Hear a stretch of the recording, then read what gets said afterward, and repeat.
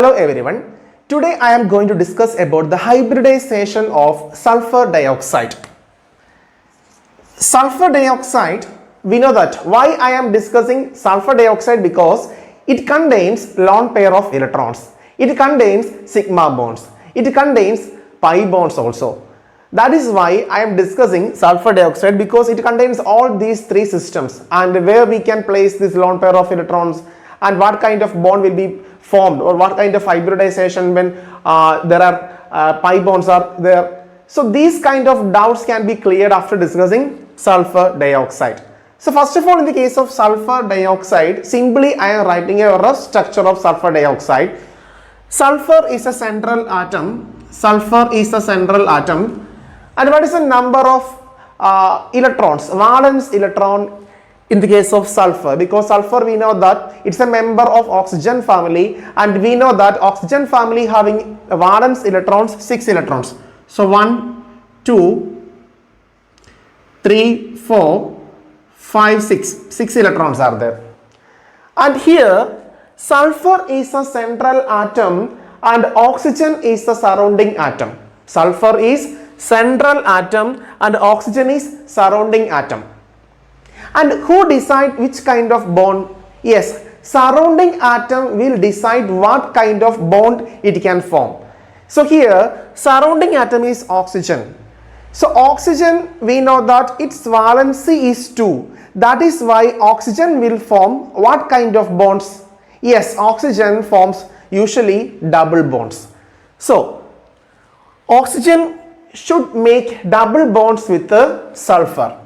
So oxygen, here one oxygen, by using 2 electron of this oxygen, there are 2 bonds are formed. And we know that a bond means 2 electron. Always a bond means 2 electron. You can see in a bond 2 electrons you can see. Okay, there is a double bond. So another oxygen here, 2 oxygens are there. The similar way, this oxygen also will make double bond with the sulfur. So by using 2 electrons of this oxygen, right, and 2 electrons of sulfur, it making double bonds. And in this double bond, we know that the first bond is sigma bond and second bond is pi bond. So here also the first bond is sigma bond and second bond is pi bond. And here also you can see there is a lone pair of electron. You can see a lone pair of electron. Then come to the point. Here sulfur is central atom.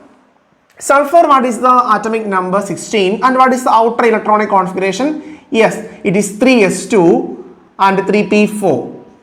And when I am writing the orbital electronic configuration, it will be like this. 3s having 2 electrons and 3p having how many electrons? 4 electrons. And how these 4 electrons are filled according to Hund's rule, all of you know. So first electron, second electron, third electron and fourth electron will be filled like this according to Hund's rule. Okay, so it is the orbital electronic configuration now. Then here in the case of sulfur dioxide, totally how many bonds are there? Totally how many bonds are there? In the case of sulfur dioxide, totally how many bonds are there? Yes, 4 bonds are there. 2 sigma bonds and 2 pi bonds. Then 4 unpaired atomic orbitals that we have to be created. What is the number of what's the number of bonds? That much number of unpaired atomic orbitals that we have to be created. So here there is only 2 unpaired atomic orbital. So we have to create 2 more unpaired atomic orbital because a bond is always formed by the overlapping of unpaired atomic orbital. We know that, right? So here there is only 2 unpaired atomic orbital and here there are 4 bonds. What is the number of bonds? That much number of unpaired atomic orbitals we need. Okay, so it is an atomic orbital, it is a paired atomic orbital, it is another paired atomic orbitals. So these paired atomic orbitals cannot make bonds. It is an unpaired atomic orbital it is another unpaired atomic orbitals. So we need two more unpaired atomic orbitals. For that, we are using the next subshell also. Which is the next subshell? Yes, it is 3D. Okay, it is 3s, it is 3p, and it is 3d. So we know that 3d contains 5 orbitals. Okay. So we have to create one more. Unpaired atomic orbital, right? So for that, one of the electron from this 3p, here there is a paired electron, and that paired electron, one of the electron will be excited. Excited means energy increased. So that electron, 3p electron, will be jumped to 3d. Then the configuration will be like this.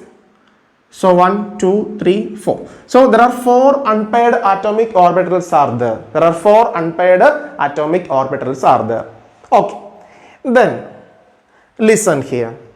What is the number of sigma bonds? The number of sigma bonds are 2. Plus, what is the number of lone pair of electrons?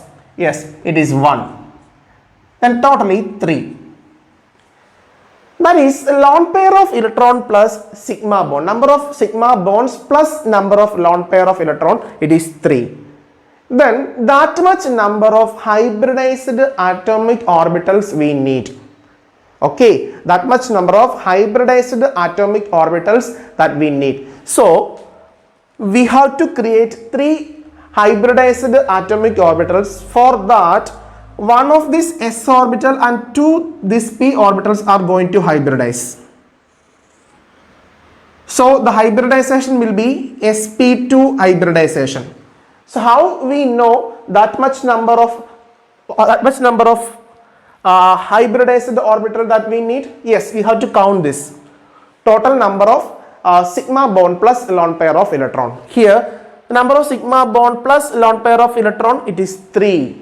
Number of sigma bond plus lone pair of electron, it is 3. So that we have to create 3 hybridized atomic orbitals. For that, we are going to hybridize this s orbital and these 2 p orbitals. So what is hybridization? sp2 hybridization. sp2 hybridization means, what is hybridization? We know that it's an intermixing of their character, intermixing of their energy and all. It is intermixing. So initially it is a s orbital, it is a p orbital, it is another p orbital. After hybridization, these 3 orbitals are converted into sp2 hybridized atomic orbitals, right? sp2 hybridized atomic orbital. One sp2, another sp2, another sp2. Okay, you can see 3 sp2 hybridized atomic orbitals. You can see. Okay.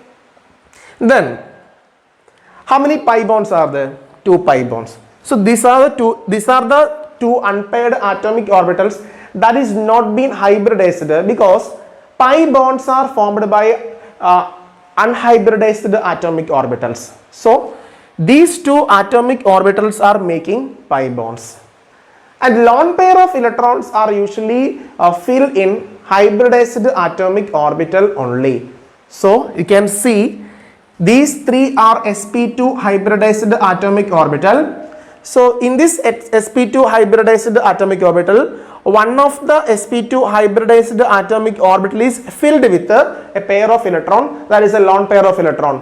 What is the rule? Yes, lone pair of electrons always should be present in this hybridized atomic orbital. Then these two are hybridized, sp2 hybridized atomic orbitals, that is also unpaired atomic orbitals, sp2 hybridized unpaired atomic orbitals, and these 2 are going to form what? Sigma bonds. And these 2 are unhybridized unpaired atomic orbitals. These 2 are unhybridized unpaired atomic orbitals that will make what? Pi bonds. Sigma bonds or pi bonds, which is more strong? Yes, sigma bond is more strong, because always hybridized atomic orbitals will make more stronger bonds compared to unhybridized atomic orbitals. So is it clear?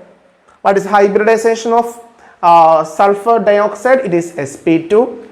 And where we can place this lone pair of electron is lone pair of electron should be placed in hybridized atomic orbital. Then which kind of orbitals will make pi bonds? Yes, unhybridized atomic orbitals. Unhybridized atomic orbitals will make what? Pi bonds. Okay, we can wind up this topic and goodbye.